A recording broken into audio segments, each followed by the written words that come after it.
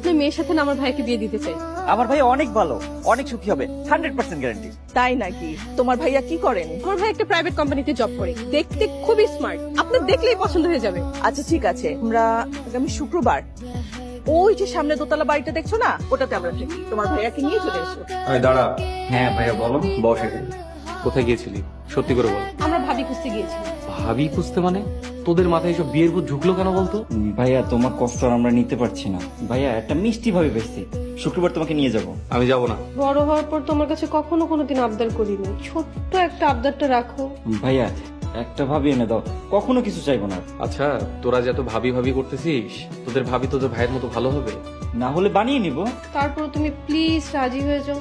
আচ্ছা ঠিক আছে, তোদের খুশি আমার খুশি। দোস্ত কক্সবাজার যাব, কবে যে 10 তারিখ হবে আর ভালো লাগছে না। 10 তারিখ হতে এখন 8 দিন বাকি আছে। মা, তোমরা কিছু বলবা? দিনের বেলা রাস্তায় যে দুজন ছেলে মেয়ের সাথে দেখা হলো না, কিছু হয়েছে? ওদের ভাইকে বিয়ে করানোর জন্য তোমাকে পছন্দ করেছে। কি?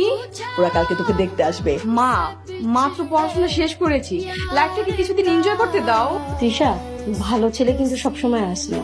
তাই বলে চিনি না জানি না একটা অপরিচিত লোককে বিয়ে করতে হবে আমাকে? এর আগে আমি তোর বাবাকে চিনতাম নাকি? তোমার যদি পছন্দ না হয় তাহলে বাদ দিয়ে দিই। ভাইয়া, ভাবি দেখতে কিন্তু মাশাআল্লাহ খুব সুন্দর। তোমার পছন্দ হবে ভাইয়া? আসলে কিছু মনে করবেন না, আমার ছোট দুই ভাই বোন খুব আদরে বড় করেছি তো।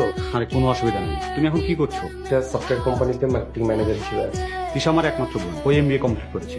ভাবি বসো বসো। ভাইয়া, ভাবি দেখতে সুন্দর না? আপনাদের যদি আমাকে পছন্দ হয় তাহলে আপনারা পাক্কা এগোতে পারেন। আলহামদুলিল্লাহ। শফিক তুই কি বলিস? মা, তোমার পছন্দই আমার পছন্দ, আলহামদুলিল্লাহ। তাহলে এখনই কাজী ডাকে। ভাবিকে আজকে নিয়ে যাবো। ভাবি ভাবি, তোমাকে না অনেক সুন্দর লাগছে। আগে কি সুন্দর লাগেনি? তোমাকে আগেও সুন্দর লাগতো, এখনো সুন্দর লাগছে। তোরা এখন কি করো? ভাবির সাথে একটু গল্প করতে আসছিল। অনেক রাত হয়েছে, শুয়ে পড়ো। আব্বা আম্মা মারা যাওয়ার পর আমি ওদের খুব কষ্ট করে বড় করেছি। আব্বা আম্মা নেই এটা আমি কোনোদিন বুঝতেই দিইনি।